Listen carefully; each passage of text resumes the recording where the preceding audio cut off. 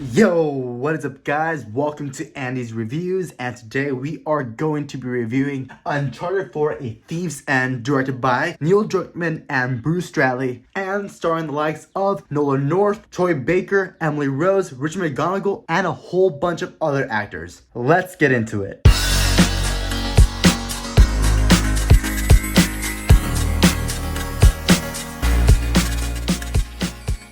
When it comes to discussing the pros of this video game, I have to say I thoroughly enjoy the relationship between all of the characters in this game, especially the relationship between both Nathan Drake and Elena Fisher, which absolutely resembles a real-life relationship in this world, especially considering how these two are always fighting, bickering, and of course playfully hitting each other all throughout this entire game. And the second relationship I thoroughly enjoyed watching in this game has to be the relationship that Nathan and Samuel Drake have in this game, especially considering how the game opens up with these two being kids and going on an adventure where these two actually sneak out of an orphanage to go get their mom's stuff, who previously passed away. And of course, the second relationship I thoroughly enjoyed watching this game has to be a relationship that Sullivan has with Nathan Drake, which represents a real-life father and son relationship in this amazing video game. And of course, the second main thing I thoroughly enjoyed about this game has to be the gameplay mechanics, especially how you, the player, get to play as Nathan Drake as you run, jump, climb, swing all throughout the map of this amazing game. And of course, the third main thing I thoroughly enjoyed about this game has to be the fact that this game got improved by the PS5. This game originally came out on the PS4 running at 1080p and 30 frames per second, but thanks to the power of the PS5, this game began running at 4K 60 frames per second thanks to the performance mode introduced as part of the Legacy of Thieves collection.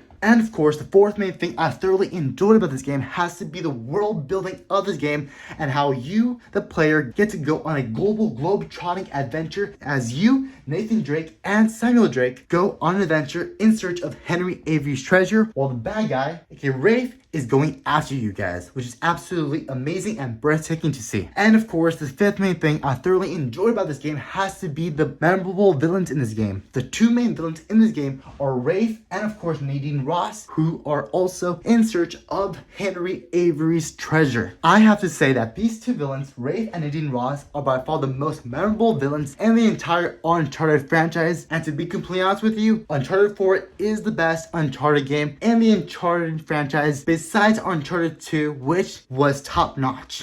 And of course, the sixth main thing I thoroughly enjoyed about this game has to be the gameplay cinematics and motion capture that Naughty Dog incorporated into this game. This game originally came out in 2016, and I have to say that the graphics and gameplay cinematics still hold up to this very day because Naughty Dog is known as the motion capture king in terms of video game storytelling and creation. And of course, the seventh main thing I thoroughly enjoyed about this game has to be the themes of greed and lying that have been scattered throughout the entirety of the plot of this game, and how this game teaches you a valuable life lesson in disguise. And of course, the eighth main thing I thoroughly enjoyed about this game has to be the soundtrack and the theme of A Thief's End in this game, which sounds absolutely incredible with headphones on. And yeah, and don't even get me started on the satisfying ending of this game.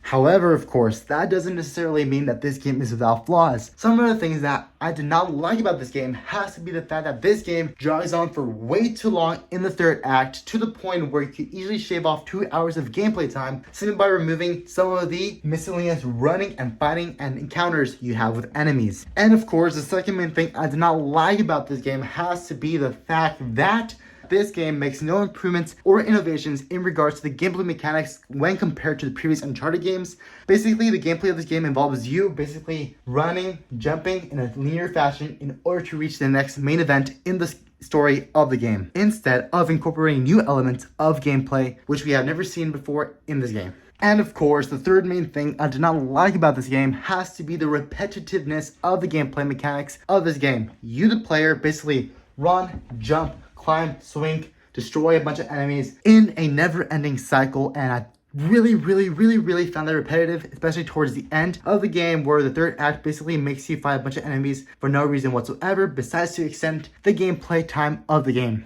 And that, of course, brings us to the end of today's video. When it comes to placing this video game on the Andy's Reviews review system, I have to say that this game deserves 8 chimichangas out of 10 chimichangas, a rewatchability score of 1 time every 2.5 years, as well as a letter grade of just a B.